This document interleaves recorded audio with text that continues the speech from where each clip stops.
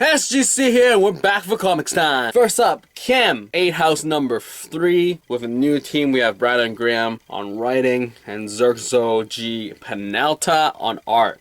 And wow, this story was nuts. Really fun stuff, and just art was just great. Very clean, and the story and the whole upside downness of everything was just crazy cool. I really dig the whole world building here and the characters, and it's just like really strange what's happening. And it's really interesting how it's so jarringly different from 8house Archlight, the first 2 issues before it. Can't wait for the next issue. John Flood, 2 of 6. Wow, love the art, the story progression, and the whackness of this storyline is just really fun, and I just like can't wait to see where they're going with this, because story pacing in this issue was just great, and John Flood's just so strange and weird, and it's just like figuring out what's really happening, who's going after them. Really great stuff. Can't wait for the next issue. Deadpool versus Thanos number 1. Okay, Tradd Moore now has become like an artist that I would just grab his covers and I'll buy the book and just check it out. I think he's sort of like up there for me in terms of Art Adams. I pick up the covers for his stuff as well,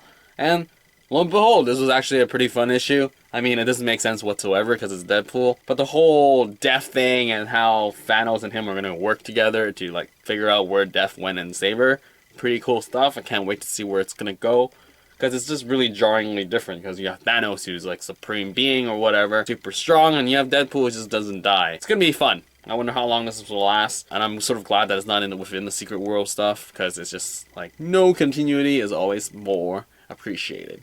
Anyway, can't wait for the next issue. Prez 1 and 2, interesting storyline for sure. World building in terms of how whacked up the government and how the people are trusting the government is now. People can get elected through Twitter and all that stuff. It's a pretty whack world building and a reflection of like current day, like if things were just intensely exaggerated. And also it is close to the time of elections and all that, so it was a pretty fun read. I wonder how long the series is going to be. Fun thing to read. I like the art, handling, the pacing, good stuff. Can't wait for the next issue. Cluster number 7, another solid issue for sure here.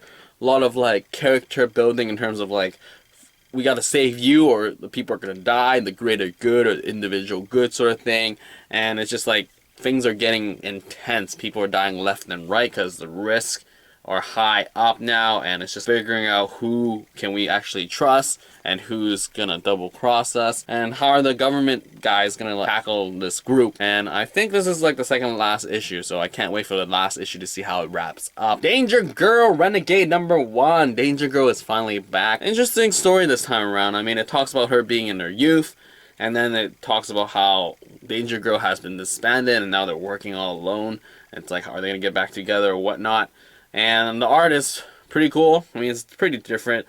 Less sexualized here, a lot cleaner, and outlining is more, it makes it pop a bit more. I wonder where it's gonna go with the entire series. It's gonna be another 4-issue thing, probably. Glad that Danger Girl is back. Providence number 4, another super creepy issue once again, and I really cannot wait for all 12 issues to come out and then I can reread it, because I swear it'll be a different thing altogether. Because this issue is just like you meet a lot more people, and then this vibe and stuff is just so creepy. Like, these people are just so weird. Who's really doing all this stuff, and is he really gonna figure it out that he's in a huge mess and he's just walking deeper and deeper? I mean, there's still 7 issues to go. It can be crazy stuff. Can't wait for the next one. Daredevil number 18. Goodbye, this team on Daredevil. It's been a solid run prior to even this renumbering. The team is just great. The artwork is just great. The characters here, love it. Really, really, really great. Just I can't say anything more because it's just great.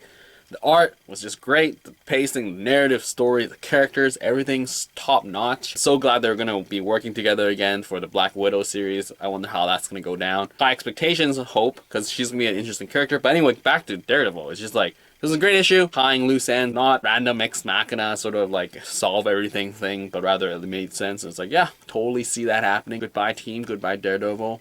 Can't wait for your return for a new team. I mean, you have a sidekick and all that. That's going to be interesting stuff. We stand on guard number 3. Crazy issue in terms of this world building, characters. This government of the US is like ruthless and they have some crazy tech. Wow, how do people even survive in this world? And then we have the resistance and they're just doing their own thing, and it's just like figuring out what's going to happen. I mean, all in all, it's just going to walk around, fight the US sort of thing.